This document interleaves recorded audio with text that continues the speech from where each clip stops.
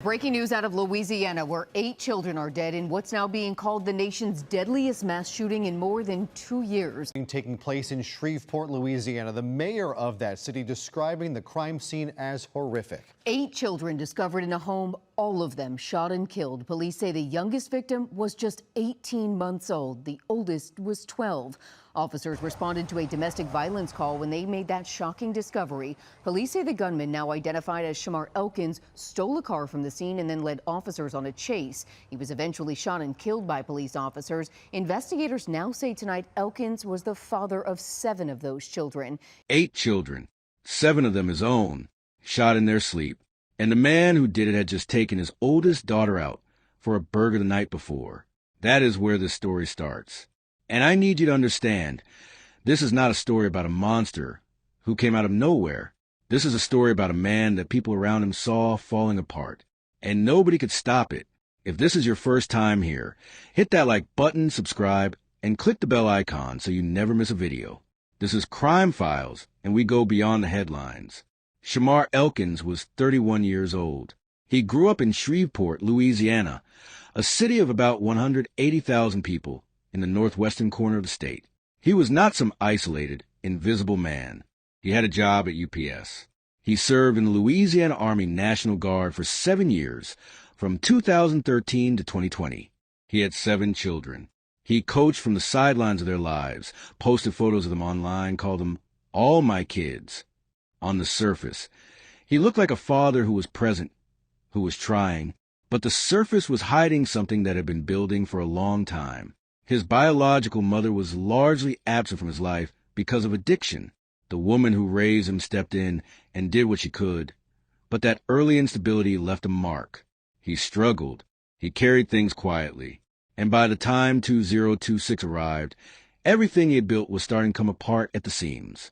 He had been with Shaniqua Pugh for 10 years. They got married in April 2024, just 2 years before the shooting. They had 4 children together. He also had 3 more children with another woman, his girlfriend Christina Snow, who lived nearby. So there were 2 households, 2 women, 7 children spread across both, and Shamar Elkins at the center of all of it. Then Shaniqua filed for divorce. The reason? Infidelity. And that is when, according to the people closest to him, Shamar Elkins began to unravel completely. His brother-in-law, Troy Brown, watched it happen up close. He said that after that first argument about the divorce, Shamar acted like he was losing his mind. Troy would try to reach him. Let's play dominoes. Let's go for a walk. Let's just sit outside. He said Shamar kept telling him, "Bro, I don't want to lose my wife." He was not angry in the way you might expect. He was desperate. Desperate in a way that scared the people around him. And then things got darker. In January, Shamar voluntarily checked himself into the VA hospital for mental health treatment. He stayed for about a week and a half. When he came home, Troy said he seemed better. Happy even. He was back to loving on his kids. And everyone around him exhaled. Maybe the worst was over. It was not over. Easter Sunday, April 5th, 2026. 2 weeks before the shooting, Shamar called his mother Mahalia and his stepfather Marcus Jackson. And what he said on that call should have been the final alarm. He told them he was drowning in dark thoughts. He said he wanted to take his own life. He was crying. His stepfather tried to talk him through it. He told him he could beat this, that it didn't matter what he was going through. He had the strength to get through it. And for a moment, maybe it seemed like the words were landing. But then Shamar said something his stepfather could not shake. He said, "Some people don't come back from their demons." Think about that. He was not asking for help at that point. He was telling them where he was going. What makes this even harder to sit with is what he was doing publicly during the same period. On social media, he was posting prayers about guarding his mind and his emotions. He was resharing posts about fatherhood. The day before the shooting, the very night before, he took his oldest daughter out for a one-on-one dinner date. Posted a photo of her eating a burger. A proud dad moment. Normal. Sweet. The kind of thing you'd scroll past without a second thought. And that same night, his brother-in-law Troy left for his night shift at 9 p.m. He said Shamar was calm, sitting outside, just existing.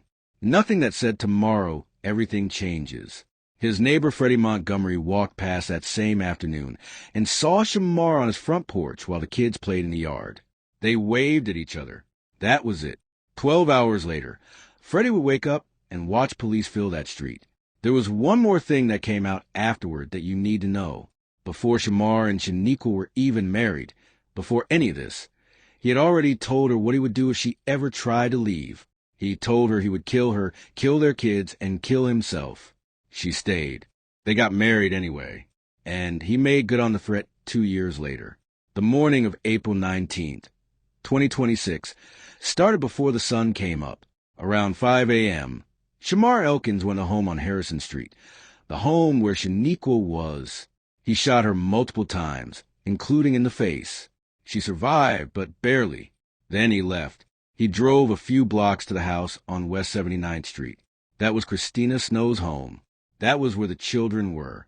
All 8 of them, ranging from 3 years old to 11 years old, were inside the house. Most of them were asleep. He walked in, and he shot every single one of them. 7 of them were his own children.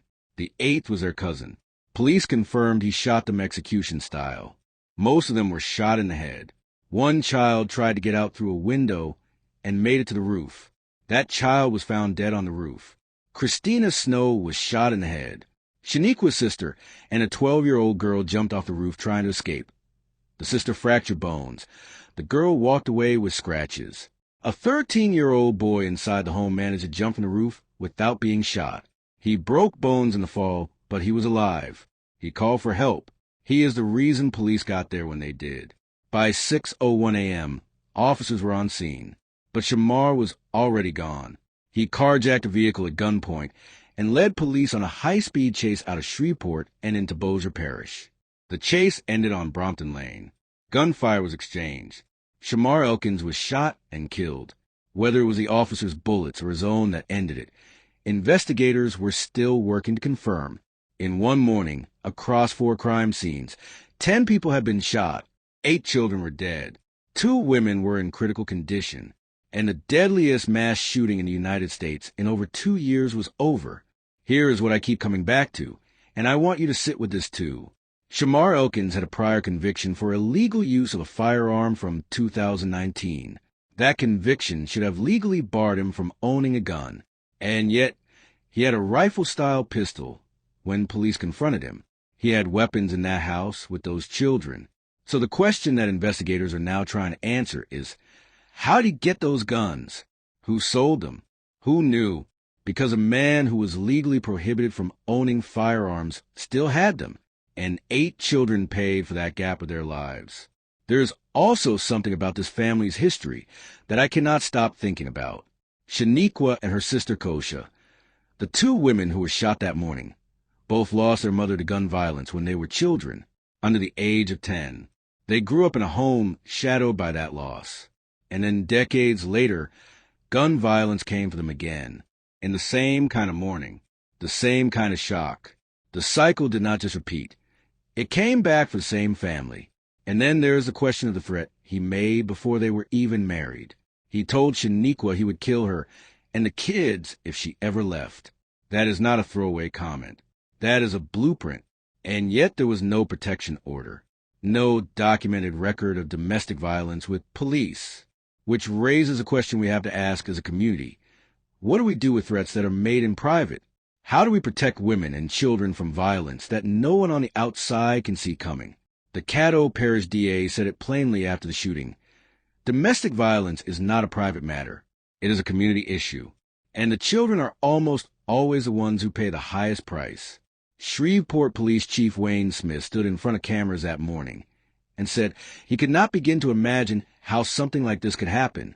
He said the scene was unlike anything most of them had ever seen. What type of man takes his daughter out for dinner the night before and then comes back and kills her while she sleeps? What was going through his mind in those hours between the burger and the gunshots? Was there a moment where he could have chosen differently? Or had he already decided? And the dinner was his way of saying goodbye? And here is what haunts me most. The children trusted him. They were asleep in that house. They were not hiding. They were not afraid. Because the person they should have been safest with was the one who walked through that door. If this case made you feel something, if it made you angry, if it made you grieve for those 8 babies, hit that like button, subscribe to Crime Files, and click the bell so you never miss a story. We are going to keep telling these stories because they matter, because those children mattered, and because the silence around domestic violence is what allows it to keep happening. We are not going to be silent.